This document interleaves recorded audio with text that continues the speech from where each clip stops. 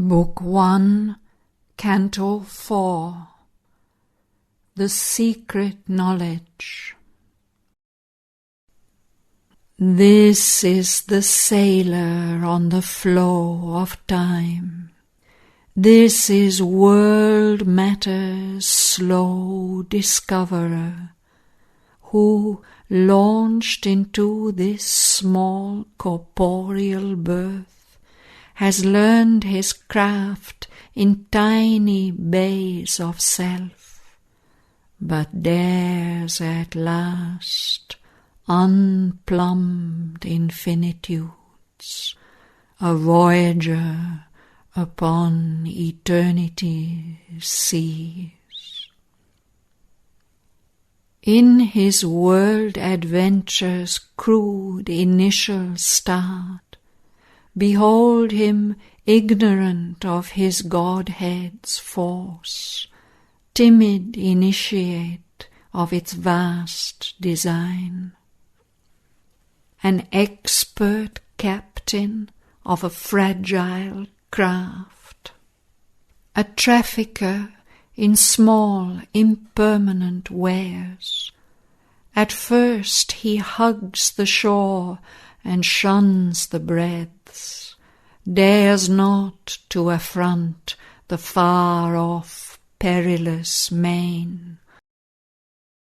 He in a petty coastal traffic plies, his pay doled out from port to neighbour port. Content with his safe round's unchanging course, he hazards not the new and the unseen. But now he hears the sound of larger seas.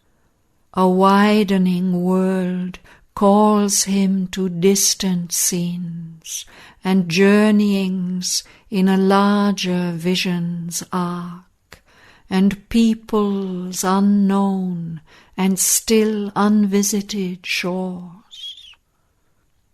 On a commissioned keel his merchant hull serves the world's commerce in the riches of time, severing the foam of a great landlocked sea to reach unknown harbour lights in distant climes, and open markets for life's opulent arts, rich bales, carved statuettes, hued canvases, and jewelled toys brought for an infant's play, and perishable products of hard toil, and transient splendours won and lost by the days. Or, passing through a gate of pillar rocks, venturing not yet to cross oceans unnamed and journey into a dream of distances, he travels close to unfamiliar coasts and finds new haven in storm-troubled isles. Or, guided by a sure compass in his thought, he plunges through a bright haze that hides the stars, steering on the trade routes of ignorance.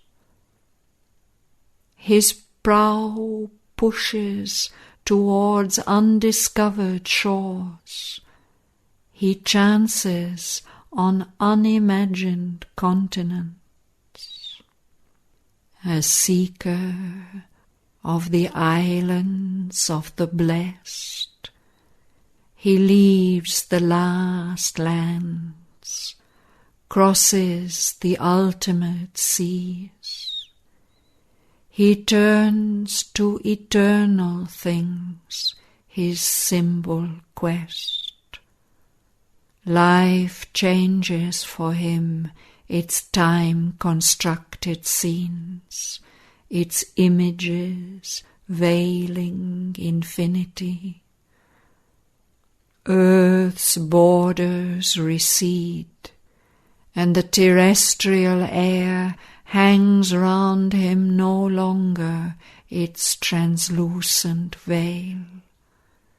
He has crossed the limit of mortal thought and hope. He has reached the world's end and stares beyond. The eyes of mortal body plunge their gaze into eyes that look upon eternity. A greater world time's traveller must explore. At last he hears a chanting on the heights, and the far speaks, and the unknown grows near. He crosses the boundaries of the unseen, and passes over the edge of mortal sight to a new vision of himself and things. He is a spirit in an unfinished world that knows him not and cannot know itself. The surface symbol of his goalless quest takes deeper meanings to his inner view. His is a search of darkness for the light, of mortal life for immortality. In the vessel of an earthly embodiment, over the narrow rails of limiting sense, he looks out on the magic waves of time, where mind, like a moon, illumines the world's dark. There is limbed, ever retreating from the eyes, as if in a tenuous, misty dream light drawn, the outline of a dim, mysterious shore. A sailor on the inconscient's fathomless sea, he voyages through a starry world of thought on matter's deck to a spiritual sun. Across the noise and multitudinous cry, across the rapt, unknowable silences, through a strange mid-world under supernal skies, beyond earth's longitudes and latitudes, his goal is fixed outside all present maps. But none learns whither through the unknown he sails, or what secret mission the Great Mother gave. In the hidden strength of her omnipotent will, driven by her breath across life's tossing deep, through the thunder's roar and through the windless hush, through fog and mist where nothing more is seen, he carries her sealed orders in his breast. Late will he know, opening the mystic script, whether to a blank port in the unseen he goes, or, armed with her fiat, to discover a new mind and body in the city of God, and enshrine the immortal in his glory's house, and make the finite one with infinity. Across the salt waste of the endless years, her ocean winds impel his errant boat, the cosmic waters plashing as he goes, a rumour around him, and danger, and a call. Always he follows in her force's wake. He sails through life and death and other life. He travels on through waking and through sleep.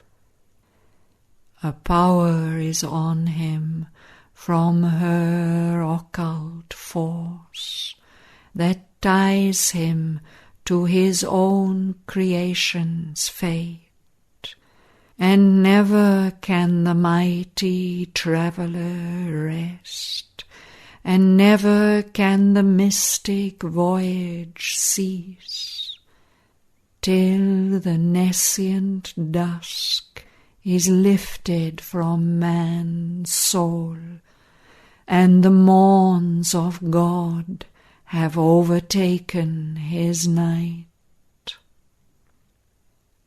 As long as nature lasts, he too is there, for this is sure, that he and she are one. Even when he sleeps, he keeps her on his breast. Whoever leaves her, he will not depart to repose without her in the unknowable. There is a truth to know, a work to do. Her play is real, a mystery he fulfills. There is a plan in the mother's deep world whim, a purpose in her vast and random game. This ever she meant since the first dawn of life, this constant will she covered with her sport, to evoke a person in the impersonal void. With the truth light strike earth's massive roots of trance. Wake a dumb self in the inconscient depths, and raise a lost power from its python sleep, that the eyes of the timeless might look out from time, and the world manifest the unveiled divine. For this he left his white infinity, and laid on the spirit the burden of the flesh. that Godhead's seed might flower in mindless space.